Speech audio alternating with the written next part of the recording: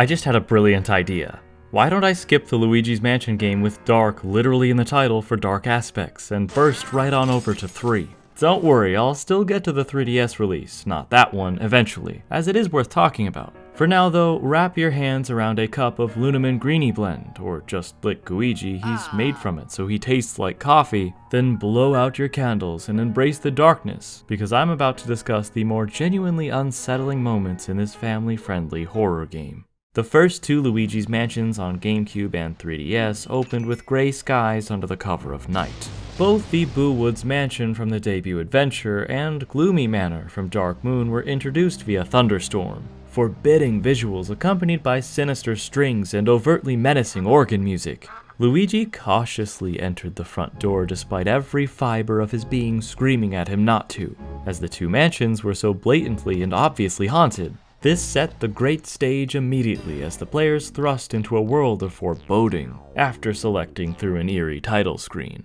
Luigi's Mansion 3, on the other hand, takes a very different approach by warmly inviting its audience in with bright colors, complemented by a whimsical piano.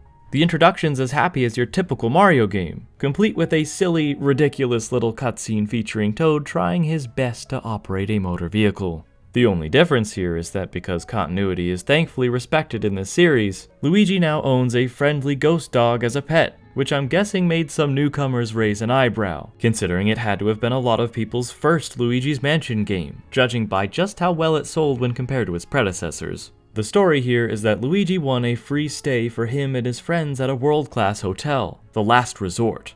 I think the Mario Brothers should have been skeptical with a name like that, and when considering how the last contest Luigi won but never entered turned out. Though at least the ghosts trying to lure him in this time are doing a semi-solid job of not making the place look cursed. Their disguises are comically bad though. In a bit of a morbid move, the once lively lobby greeting our heroes with larger-than-life portraits of themselves transforms into a deadly trap overnight, complete with X's now painted over these beloved gaming icons. Even as a subsidiary of Nintendo, I'm surprised Next Level Games was granted permission to cross out their flagship mascot as if he'd been murdered.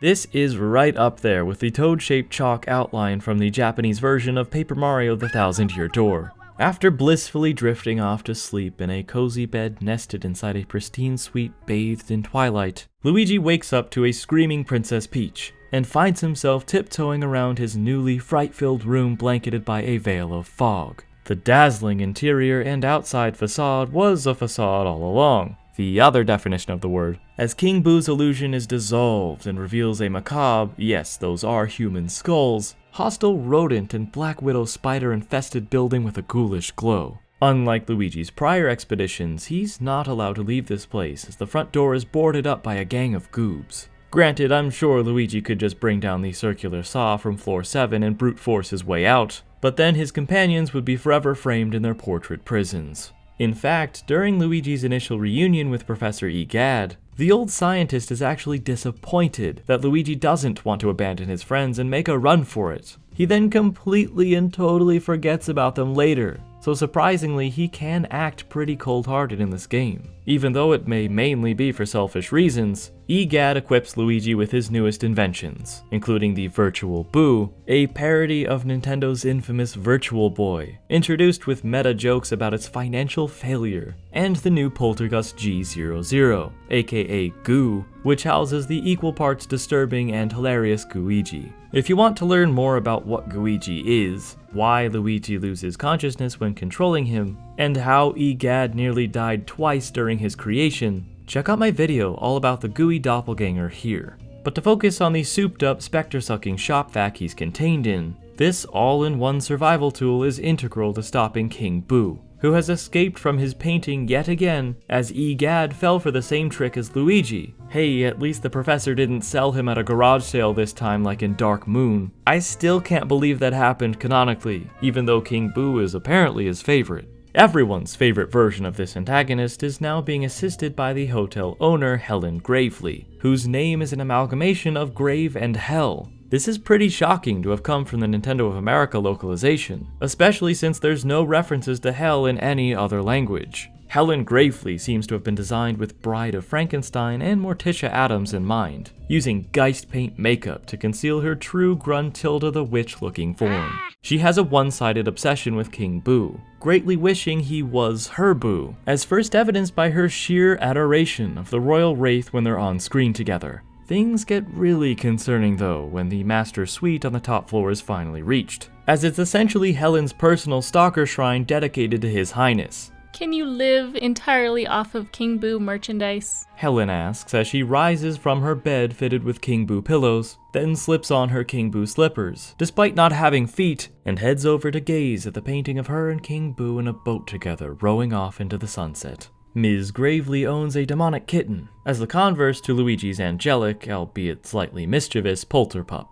Polterkitty looks like a type of Siamese cat to me, but once cornered, is able to metamorphose into a panther with gigantic claws. Polterkitty is likely based on the Nekomata Yokai, a cat spirit with multiple tails from Japanese folklore. In one classic illustration from the 1700s, a Nekomata takes on the appearance of a woman playing the shamisen, a traditional Japanese instrument made using cat skins since the Edo period. Naturally, the shamisen is incorporated into Polterkitty's theme music. This formidable feline is certainly not the only hindrance to Luigi's progress, despite being one of the most annoying, as there's lots of other surprising death traps in this game, and they're some of the scariest of the greater Mario universe. Yes, there are more of them. We've seen things like spiked ceilings from the Paper Mario games, slowly dropping down in an attempt to skewer our heroes, which is seen here too, don't worry, but this game also features walls of spikes closing in from both sides that completely clamp together shut. So not only can Luigi be impaled with spikes for not making it out in time, he's also able to be wholly crushed like a lime in a steel fruit juicer. If this were more realistic, I don't think King Boo would be able to transform Luigi's machine-pressed remains into a nice-looking portrait from here. I think the result would be much more abstract. Even if Luigi doesn't become a holy pancake though, he'll have to survive swinging axes while navigating a number of other medieval-styled torture rooms and traps that only Luigi should be allowed to explore. The worst booby traps to conquer, however, can be found in the Tomb Suite. This room, for example, is centered around toxic gas that gradually whittles away Luigi's health, instigating a coughing fit until he chokes to death for the most lethal game of shape matching you'll ever play. Another room hosts an elaborate timed laser mechanism, slowly melting away chains holding up a giant stone slab that makes up the ceiling, which will of course squash Luigi if not stopped in time. The solution involves utilizing impressive sand physics, in a manner that reminded me of Lorenzo's Soil, the second level in Earthworm Jim 2 on the Super Nintendo, all while dodging poisonous cobras. Nintendo Switch has been on a roll with haunted, ancient Egyptian-themed levels. This and the Origami King Shroom Temple were fantastic. That place was honestly a little unsettling, as the Toads' faces were stolen by that area's boss to add to the startling amount of body horror present in that game. Running away from behemoth Boo boulders to take us back to the topic of King Boo, I think that each iteration of his character throughout the series has become more and more intimidating. Luigi is his arch nemesis. He's been foiled by the so-called coward twice now, and he's out for what he calls vengeance. During the chase scene at the beginning of the game, I was surprised with just how violent the king had become, destroying everything in his path, all with a look of pure unbridled hatred. He has apparently even overcome his signature Boo shyness from the last game. Amusingly, if the player doesn't make it to the laundry chute at the end of the hallway, Luigi's game can end early with a special cutscene, which actually shows King Boo physically portrificating Luigi, rather than him already being transformed into fine art. King Boo is sick to double death of dealing with Luigi, and won't stop until the green guy is captured once and for all. As soon as Luigi does free all of his allies and makes it to the roof of the hotel, King Boo uses his power-enhancing jeweled crown to rip Egad's laboratory from the basement, obliterates it, then slams everyone who is inside together with the newly rescued Mario and Peach to create one non-consensual ensemble portrait. Polterpup is the only reason Luigi does not fall to this fate. He just falls onto his face in safety, as the good boy pushes his master out of the way. King Boo's crown can summon fireballs and storm clouds that strike the top of the hotel with multiple lightning blasts, while his purple-tinged tongue stretches like taffy as he slams it down and swings it around, impressively spanning the entire length of the rooftop. The way to victory is to make King Boo eat his own bombs, which knocks him unconscious, then use Epic Luigi's power of 2 to slam this big ball of spectral mass so hard it leaves King Boo-sized cracks in the roof. After realizing this isn't quite a fair fight, the king splits himself into two, which works to amplify each of his attacks by double. That doesn't work to stop our dynamic duo though, so KB pulls one last trick to pull out these thorns from his side by enlarging the aforementioned magic frame so much that it casts a shadow over the entirety of the last resort. This now monstrous, hungry frame looms over the hotel, acting as a vortex slowly drawing in everything underneath it, with enough gravitational force to uproot trees from the hotel grounds. At this point, a timer appears on screen counting down the minutes remaining until all is sucked into the painting portal, presumably including King Boo too.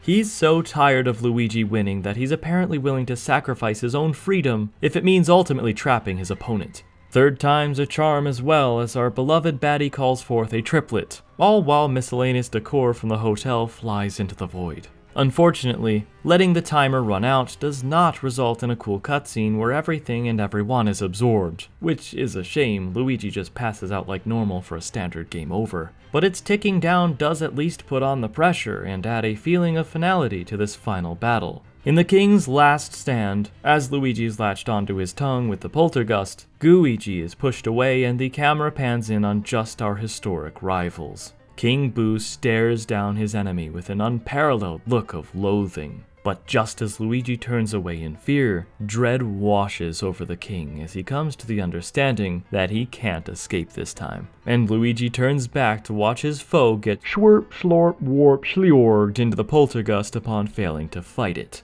Touching the king's crown successfully shrinks the overbearing portrait, but the damage it's done is irreversible, as the hotel's foundation crumbles and the roof starts caving in. Polterpup saves his hiney again though, so Luigi is able to free his friends one final time in the ruins of the once towering resort.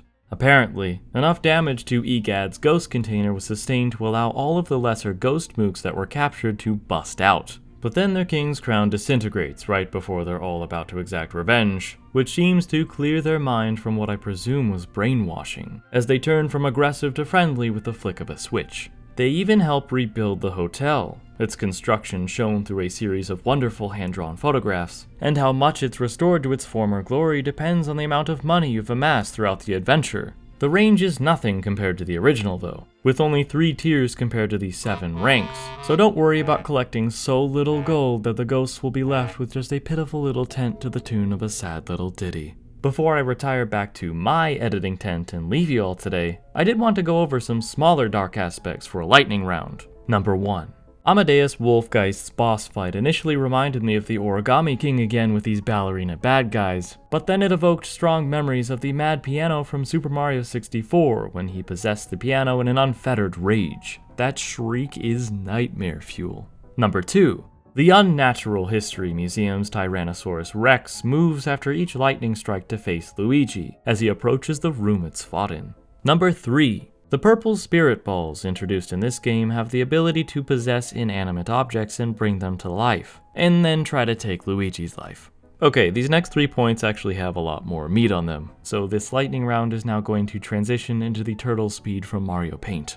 Number 4. One of the best scares in the game is entirely optional. After climbing out through the window and forcing a petrified Luigi to cross a narrow ledge 5 stories high to access the back of the laundry room, bats burst out from behind a spotlight and nearly flub his footing, as he jumps about 5 feet into the air. A small entry point filled with cobwebs makes for the only way forward, while creeping strings fill our ears as Luigi climbs up a ladder in the back. The camera then pans out from one single spider to reveal an entire swarm emerging from the walls to overtake where Luigi's going, and where he's already been, so they have to be dealt with to make it back outside. Oh, and the anxiety-provoking music doesn't stop until each and every spider is vacuumed up. Number 5. There are a few noticeable references to famous films and television scattered about the hotel, and interestingly, some of them are horror-based. I'll go over the big ones. Stephen King's It, for example, is alluded to via a single balloon found floating down here in the hotel's boiler works, along with tiny newspaper sailboats and some rain boots. The balloon and boots are the wrong color, but still, I think it's all enough to justify this being more than a coincidence. It is worth noting too that the E.T. inspired bike is purple instead of red, miscolored with the same color as the balloon. Then Poltergeist is briefly nodded to with the inexplicably intricately stacked chairs in the seating area of the hotel's shops. I was also delighted to see an homage to the infamous Red Room from David Lynch's Twin Peaks, with the red wallpaper and flooring pattern matching that of the hair-raising room first seen in Agent Dale Cooper's dreams. The disorienting, twisted suites was the perfect place to make a callback to that location from the show specifically, as the Red Room was a mystifying, wicked place. Stanley Kubrick's The Shining is also referenced here with the iconic style of the carpet, which is fitting as both stories take place in a haunted hotel. Funnily enough, this isn't the first time The Shining has been the inspiration for something in a Mario game. Super Mario Sunshine, of all things, alludes to a line from the book with its Phantom Manta boss, and the fight takes place in front of another haunted hotel, of course. Then there's a really clever nod to The Ring in Paranormal Productions, which sees Luigi warping between sets via television portal. Hitting record on the first set drops Luigi into a scary scene reminiscent of the GameCube days, and checking the well in the center of a circle of dead trees causes the camera to zoom in until a ghost lady pops out, similar to Samara climbing out of the well she was drowned in and crawling through TV screens. This last one isn't specific to the third game, but I think I should at least mention the obvious in that the concept of Luigi's Mansion itself was very likely inspired by Ghostbusters, even though Shigeru Miyamoto has claimed otherwise. The ghost-catching backpack vacuum is similar to the proton pack and ghost trap from the movie, and the containment unit shares the concept of the ghost container in Egad's vault. Finally, number 6. Speaking of movies and saving the best for last, we have the moral conundrum the player can find themselves in with Director Morty. He is the only boss ghost in charge of an elevator button who willingly gives it to Luigi, meaning sucking him up isn't required to advance. That doesn't mean you can't capture the good ghost. You are just given the choice, and an achievement is cruelly tied into doing so. If the player catches Morty after filming his masterpiece but before he's finished editing, they won't get to see the final product, and Luigi will let out a depressed sounding, "oh yeah." If Morty is allowed to complete his magnum opus, it's able to be viewed at any time while he happily sits in his director's chair. He can be left alone for the remainder of the game, or captured now, which will still make Luigi sorrowfully say, "oh yeah." Though this time with slightly more enthusiasm, probably because we at least let Morty finish his masterwork first.